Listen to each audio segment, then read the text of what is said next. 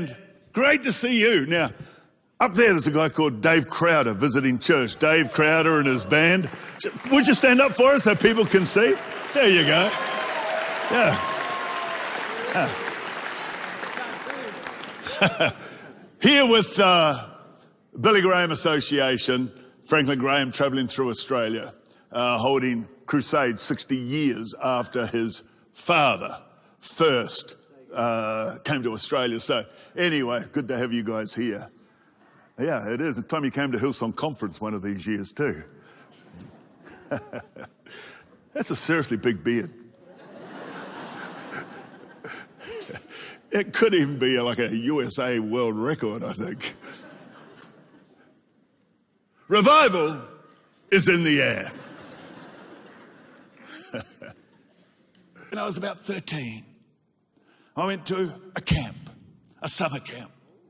I was about 13. At that camp, I fell in love. Her name was Colleen. I loved Colleen for at least 2 days. But Colleen decided she liked my best friend more than me. Colleen never loved me back. Where are you now, Colleen?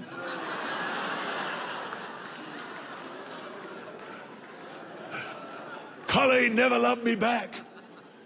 In about 1971, isn't it funny? For me, that's not that long ago, 1971. For many of you, you're like, 71, that is like the old school. That's old fashioned. Was that before or after the Second World War? Was the Boer War before that or after that? Some of you, it seems, well, I was then a teenager, 17, 18 years of age, 1971, 1972, and with 3 friends, 4 of us, we went down to the South Island of New Zealand from where we lived in Wellington, at the tip of the North Island, and we were going to have, a couple of weeks down there. We were going to go to a Christian camp while we were there, but we had no way of getting around. And so we decided to look up the classified cars for sale. And we found a car for sale for $40. This car cost us $10 each. It was an Austin A10. And I found a photo of it. That's the car that we bought for $40. Can you imagine? It's probably worth a fortune right now.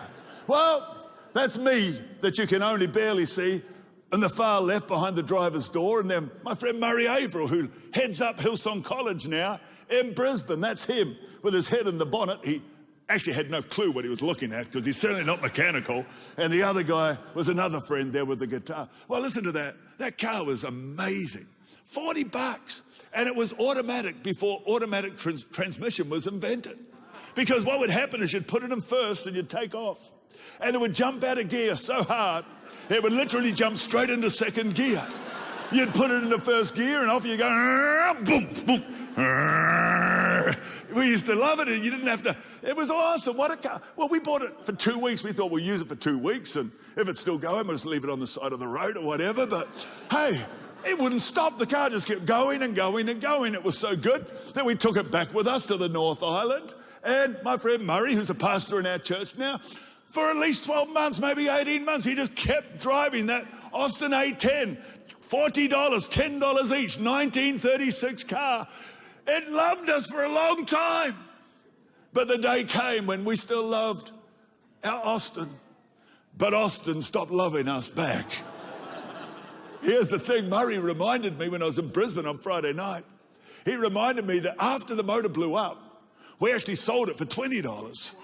And so we all got $5 back each. But as he told me that, I was thinking, Murray, I don't think you ever gave me my $5. Well, see, this is the thing about wisdom. Wisdom's not going to stop loving you back. If you genuinely love wisdom, but to sit among the kingdom builders, that's my position. I'm still content. You're so much prettier than him. Hey, listen to me. What, pardon? Not true. Hey, where's Matt? Holding the baby. Matt's holding the baby somewhere because Matt, he just said that he's better looking than Matt's wife, and I don't think Matt would be very happy with that. Anyway, we're kingdom builders. We haven't got time. We haven't got time for you to take all the attention off me again. Hey, listen to me. And so, what have you called to sit amongst the kingdom builders? What if God called you to make a mess? So important. Yes, it is. Where we sit is so. You were thinking, oh no, I've got an empty seat beside me. You saw this coming, didn't you? Oh no. Oh no. We're the people who care about Hillsong City Care. We care about the poor. We care about the needy. And we can have compassion with nothing. And we can pray, and that's powerful. But imagine if you have compassion with something. God blesses you and blesses you greatly so that you can make a massive difference to the impoverished nations of the world. It's just getting a revelation of posture and position. Many Christians understand posture. Oh, I'm called to live content. And they feel very spiritual in that.